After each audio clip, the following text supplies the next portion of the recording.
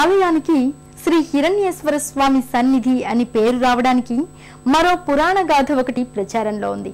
1843లో విజయనగర స్థాపన తర్వాత సామ్రాజ్య సేనాధిపతి హిరణయ్య హక్కబుక్కరాయ కుమారుడు కెంపన్న ఈ మార్గంలో వేలూరు కోటపై దండెత్తడానికి వెళ్లడం జరిగింది. యుద్ధంలో గెలుపొంది మళ్లీ ఇదే మార్గంలో తిరిగి వెళుతూ హిరణయ్య ఈ పంచనందీశ్వర స్వామి ఆలయంలో విడిది చేశాడట. తర్వాత విజయనగరానికి వెళ్లకుండా కొన్నేళ్ల పాటు ఇక్కడే ఆగాడట. సైన్యం, యుద్ధ ఖైదీలు విజయనగరానికి వెళ్లారట. ఒక రాత్రి పరమేశ్వరుడు హిరణయ్య కలలో కనిపించి ఆలయానికి ఉత్తరాన పుట్టలో బంగారం ఉన్నదని, దాంతో ఆలయాన్ని పునర్నిర్మించమని చెప్పాడట. మహాదేవుడు సూచించినట్టుగా హిరణయ్య ఆలయాన్ని నిర్మించాడట. ఆనాటి నుంచి ఈ ఆలయానికి శ్రీ హిరణ్యేశ్వర స్వామి ఆలయం అని పేరు వచ్చింది. గర్భాలయంలోకి చేరుకున్న భక్తులు శ్రీ హిరణ్యేశ్వర స్వామి వారి దివ్యమంగళ లింగరూపాన్ని దర్శించి భక్తితో చేతులు జోడిస్తారు.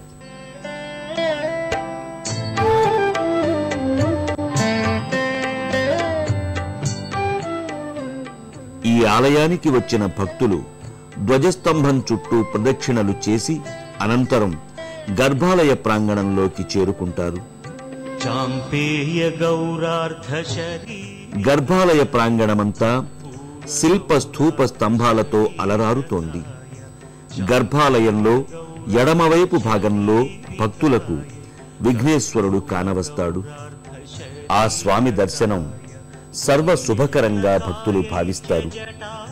విఘ్నేశ్వరుణ్ణి దర్శించుకున్న భక్తులు అనంతరం గర్భాలయంలో కొలువైన శ్రీ హిరణ్యేశ్వర స్వామి వారి లింగ రూపాన్ని దర్శించుకుని శివాయ గౌరీ వదనాబ్జ భృంగ సూర్యాయ దక్షాధ్వరనాశనాయ శ్రీనీలకంఠాయ తస్మై శికారాయ నమః శివాయ అంటూ శివుని మనసా వాచా ధ్యానిస్తారు.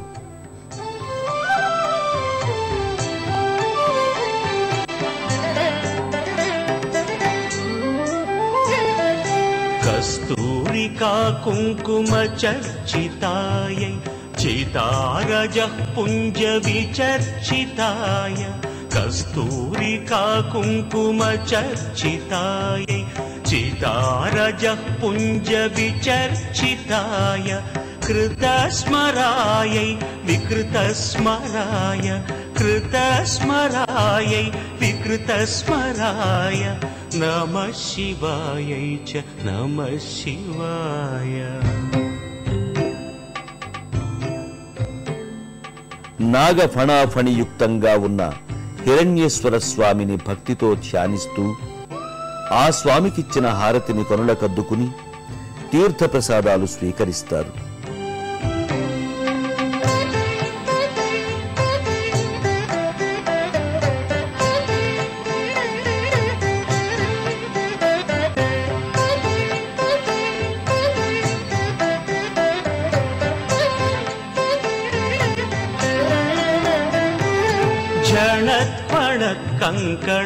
కంకణనూపురాయై పాదాబ్జరాజత్ఫణినూపురాయ. ఇక్కడే మరోపక్క స్వామివార్ల ఉత్సవమూర్తులు కానవస్తాయి. పాదాబ్జరాజత్ఫణినూపురాయ హేమాంగదాయై భుజగాంగదాయ హేమాంగదాయై భుజగాంగదాయ నమః శివాయై చ నమః శివాయ.